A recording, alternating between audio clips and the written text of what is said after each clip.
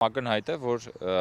ավելի շուտ է Վարդանիկը ունեցել այդ ախորժակը եւ ավելի շուտ կուզենար աներ, գուցե եւ արել է որոշ բաներ, բայց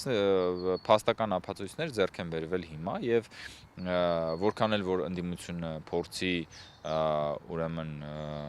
բայղուշություններ անել, որքան էլ փորձի արդարանալ, որքան էլ փորձի շեղել մարդկանց ուշադրությունը կաշառակերության վրայից, սա իրենց խարանն է, Վարդանիկը քոչարյանասերժական ընդդիմության դեմքն է եւ իրենք իրար հետ որպես քաղաքական զուգընկերներ մասնակցել են եւ դարձրել են քաղաքապետ Վարդանիկին։ Վարդանիկը իրենց քաղաքական գենետիկայի անբաժան մասն է, կաշառակերությունը, կոռուպցիան, հանցավորությունն է իրենց քաղաքական գենետիկայի անբաժան մասը եւ հերթական անգամ դա մենք տեսանք ուրեմն հրապարակված ձայնագրություններից Եվ սա այսպես շատ փայլուն կերպով ապացուցում է, որ ինչ կլինի, եթե հանկարծ ինչ-որ մի հրաշքով, այդ հրաշքը իհարկե ճակերտների մեջ, հանկարծ ինչ-որ մի կերպ